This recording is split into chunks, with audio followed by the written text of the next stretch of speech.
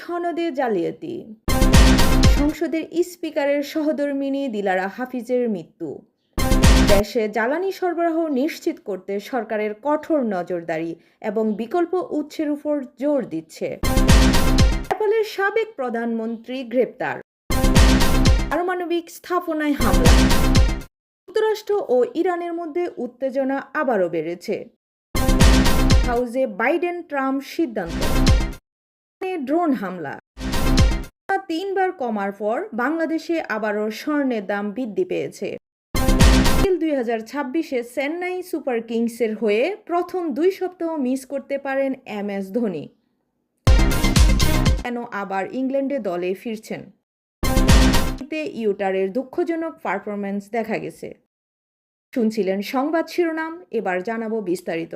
তবে তার আগে অনুরোধ থাকবে ভিডিওটিতে একটি লাইক দিন এবং ভিডিও সম্পর্কে আপনার গুরুত্বপূর্ণ মতামত কমেন্ট করে জানিয়ে দিন। এবার জানাচ্ছি বিস্তারিত। বাংলাদেশে মুক্তিযোদ্ধার সনদ ব্যবহার করে অর্থ আত্মসাতের অভিযোগে কয়েকজন সরকারি কর্মকর্তার সনদ স্থগিত করা হয়েছে।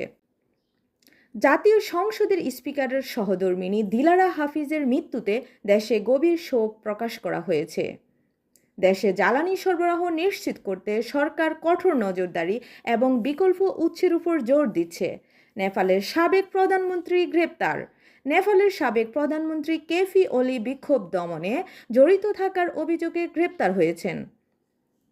এবার আসি আন্তর্জাতিক বড় খবরগুলো নিয়ে।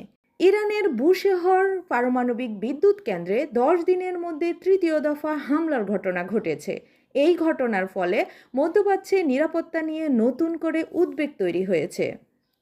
এদিকে যুক্তরাষ্ট্র ও ইরানের মধ্যে উত্তেজনা আরও বেড়েছে।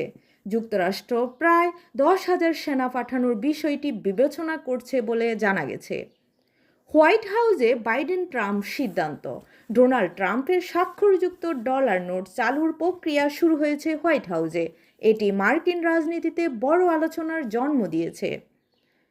ওমানের সালালা বন্দরে ড্রোন হামলায় একজন আহত হয়েছেন। স্বর্ণের দাম বৃদ্ধি, টানা 3বার কমার পর বাংলাদেশে আবারও স্বর্ণের দাম বৃদ্ধি পেয়েছে। IPL 2026-এর আপডেট। IPL 2026-এ চেন্নাই সুপার কিংসের হয়ে প্রথম 2 সপ্তাহ মিস করতে পারেন MS Dhoni. Football update. Harry Kane আবার ইংল্যান্ডে দলে ফিরছেন। অন্যদিকে জার্মানিতে ইউটারের দুঃখজনক পারফরম্যান্স দেখা গেছে। প্রিয় দর্শক, এই ছিল আমাদের নিউজ আপডেট।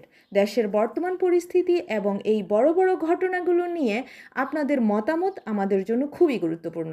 তাই অবশ্যই কমেন্ট করে আপনার ভাবনা আমাদের সাথে শেয়ার করুন।